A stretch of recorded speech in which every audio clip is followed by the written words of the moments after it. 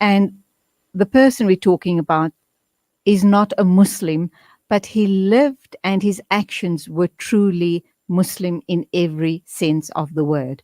Imtiaz Sayed, Assalamu alaikum, welcome to the program. Sad day indeed. Assalamu alaikum wa rahmatullahi wa barakatuh. Yes, it's absolutely a sad thing.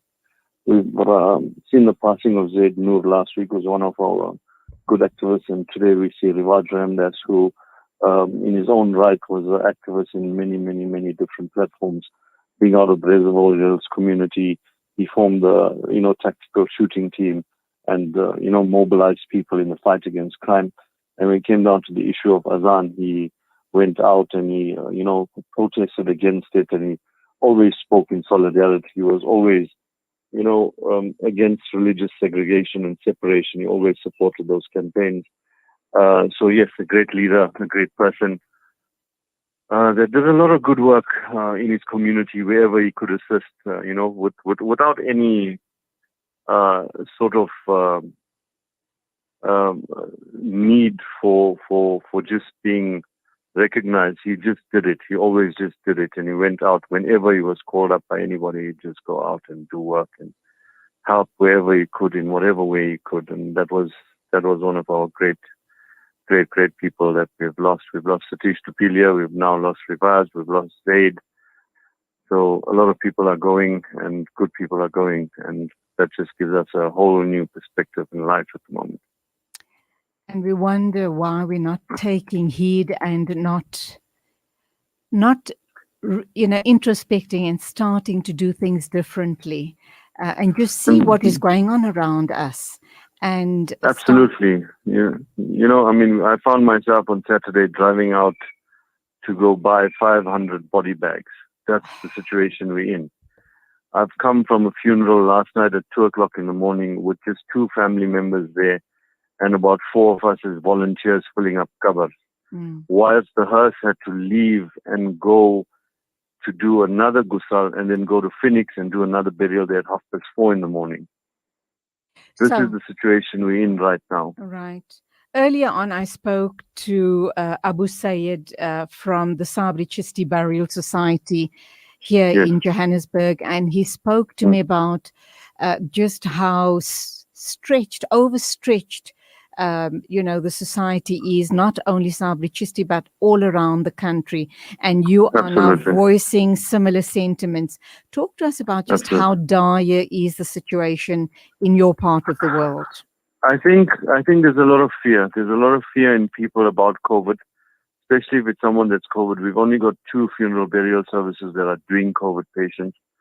And with that being said, there's no family coming out because obviously the janazah is not going home. It's going straight from the Gusalkhana to a masjid, or even at the Gusalkhana making the janazah and then going straight to the Qabristan. So there's no families out there. But I think a lot of fear has settled in people as to believe that they are going to catch the virus.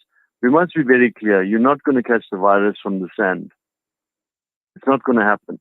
The people going in the Qabr are in full PPE. We equipped for those such sorts of things. There is no infection rate. Everything is properly sanitized. Everyone is in a proper 280 micron body bag when we go into the Qabr. So we need volunteers in every single area near Qabristan to come out and at least assist with hands to fill those graves. We're changing hands and the Qabrs are not getting full. We need more people to start getting involved in that. So I understand it's during curfew and everyone has their own perception of things, and we're going to get caught by police. All of that's not an issue at all when it comes down to you're actually going to perform these funerals and those kinds of things. Absolutely. And you can organize the necessary permits for the volunteers. Absolutely. So the burial services have a right to issue the permit. We stamp it off as the CPF and it's done. The police are fully aware of it. We've attended to those protocols observed there, and that's taken care of on that side. We're even finding ourselves getting calls from non-Muslims that need burial, and we're trying to assist them there. I got a call this morning with a family that only has children, in the Parkgate area, that we now need to go and fetch the mum and get her buried. Obviously, she's not Muslim, but we're still doing it. We're going to have to do it because That's what it is. May Allah That's the subhanahu wa reality on the ta'ala ground. watch over you, guide you, and accept all your efforts. I mean, alhamdulillah. Imtiaz, what comes to mind? You're talking about family members that are afraid of this virus. They don't want to come to Yes. the Qabristan. They don't want to assist with mayats, etc. And yet they've been partying big time. They've been attending all sorts and all forms of super spreader functions. I mean, even in, I'm aware of weddings taking place in Johannesburg. I don't know what's the situation like in your part of the world, but Absolutely. All they of don't, these weddings need to be shut down. absolutely, they don't hesitate to go and socialize, to shine bright and Yes. be admired, but they can't even come out and bury their own. So please talk to You us know, very strongly about this issue. I ask every single person to just, if they're living in this daydream world that they are in right now, phone any hospital and ask for a hospital bed. Try and get one. Try and get an oxygen concentrator. 14 came into me right now this morning and they're all booked. I've got people standing outside waiting for them. That is the situation at the moment. There's no hospital beds. You go to hospital, they stabilizing you, bringing your sats up to 95 and 97, sending you back home with a script to say that you need to get a home concentrator. Those things are not available. And then you've got people profiteering as well. All of a sudden, the price of a concentrator goes up by 2,000 rand. The issue of ivermectin comes in. People are selling it. So people are still trying to make money off of this thing. Well, And that is something that's... Right, just Yes. to come back to the ivermectin, it's not Sure. legalized yet. It hasn't been licensed to be on sale in South Africa. And now we've created a huge black market with ivermectin. You know, there's a lot of good Muslims out there that have brought it in and they've given it to us to give out to people for free. We're currently working with them and we're doing that, right? We don't have any in stock at the moment, right? But there are some people out there that are selling it for 150 rand and 200 rand a tablet. And, you know, these kinds of things, and it's our Muslims that are doing it.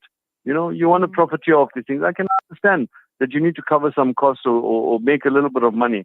But the zulm that's happening at the moment it's absolutely incredible. You know, you can save a life of a person by giving them this ivermectin, obviously in conjunction with the antibiotic.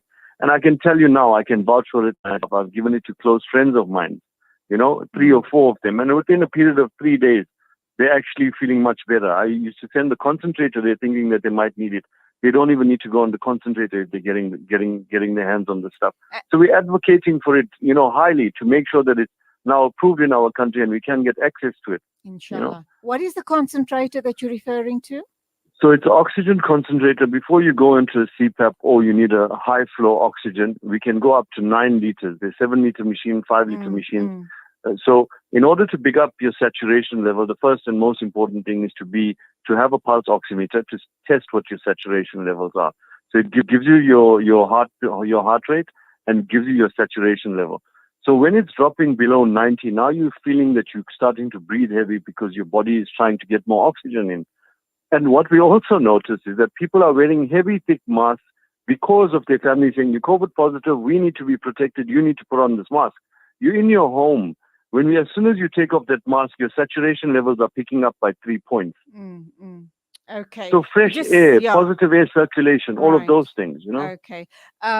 Just as we round off, you really need to put a very, very strong message to our community. The reason why the levels of COVID is extremely high in our very small community is simply because of our socialization habits.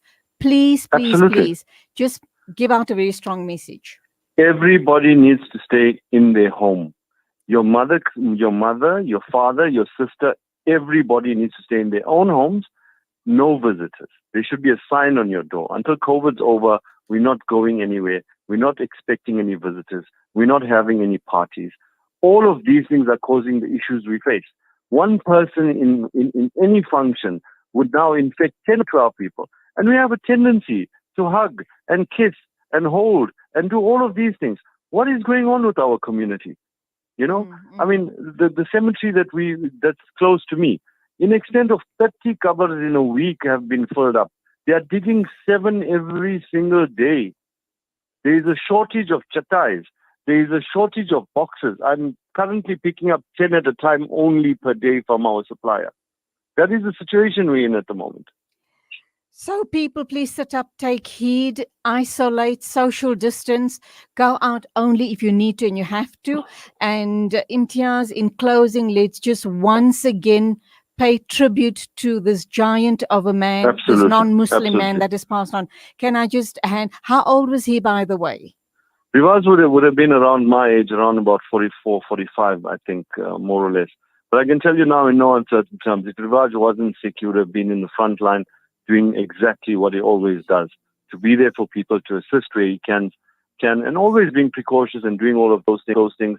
And he always would have been out there for the people. So to Rivaaj, I hope you get what you need, and I hope you travel safely. Thanks, my Please brother. pass on our condolences from Salam Media and the entire Muslim community to his family. Make certain that this message gets to his family.